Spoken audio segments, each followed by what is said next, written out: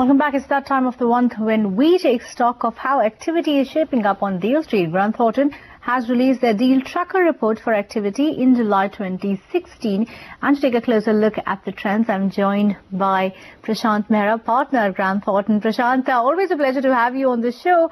First, I'll go into the details of the M&A and the private equity breakup in a bit, but help me understand the deal value at $4.8 billion is a tad lower on a year-on-year basis. Are we seeing some kind of a broader contraction, so to speak? Hi, Kritika. I mean, no, not really. I mean, I think, a tad lower, we shouldn't read too much into that. But I think the larger point being that of the $4.8 billion, which you rightly mentioned, a significant part of that has actually come from domestic consolidation, which is and contributed about $2 billion. And the other significant portion is from cross-border deals. Private equity, yes, it's been substantially low in terms of value and volume. Which was kind of expected, since most of the investments are happening in the startup space as well as the ITES space, where the deal sizes are not too large. So the $700 million just being contributed by PE is probably a reason for worry, but I'm sure with the significant developments which we've seen post July, especially in terms of the GST bill being passed, the tide will change. Let me ask you about the 8-fold increase that you've seen as far as the domestic M&A is concerned. Is that sustainable? Will that continue? And if yes, what sectors seem to be dominating the trend here? So I'll take the last one first, in terms of the sector spread. So in the M&A space, about 70% has been contributed between pharma and manufacturing, which has been the two sectors which have been trending well, and we expect the trend to continue.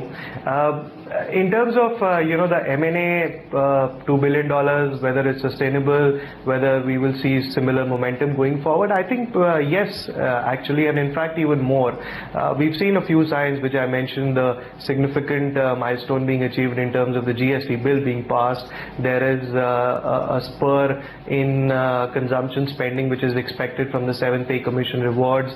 There is already an increase in rural consumption. I think all these factors will together, booster growth in the economy, and when that happens, I think one thing which will surely be witnessed is consolidation, in fact much awaited consolidation in the domestic M&A space.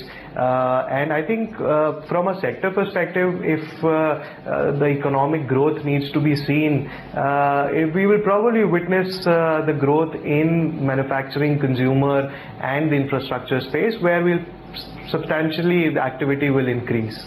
Why has private equity investment gone down then, Prashant, in this quarter?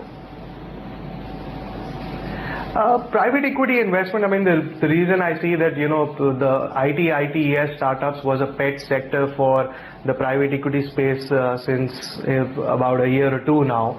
And there have been valuation corrections, the risk awareness to the startup and ITES sector has started trending in, which is why we are seeing the low contribution there. But I think, with the domestic consolidation happening, the domestic M&A rising, private equity will now be seen not as a primary growth capital but as an alternate means of financing these domestic transactions, and we will surely see some big ticket investments there, which is also a much awaited thing. Yeah, you spoke about GST earlier, Prashant. Now that, I think from the last 6 years, we've all been talking about how when GST comes about, foreign investors will increase their investments. Say in the next 1 year, is there a concrete plan that you see in place where foreign investors are looking at increasing their investments? Yes, I think, there are a lot of, as we saw when the government changed a couple of years back, we saw a spur of investments coming in, which was frankly not due to really the new government coming in, but, a helm of optimism which was there that things will change.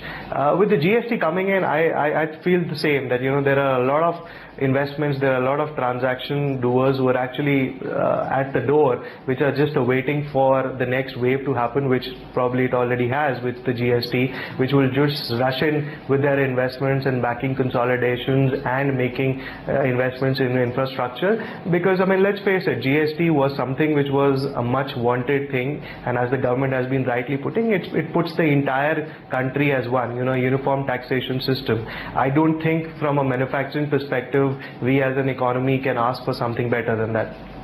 Oh, absolutely. Thanks, Prashant. Completely out of time. You're on Reporter's Diary. Overall, the deal pipeline looks strong, and there has been some kind of contraction, but only on a broader level. Domestic M&A still picking up.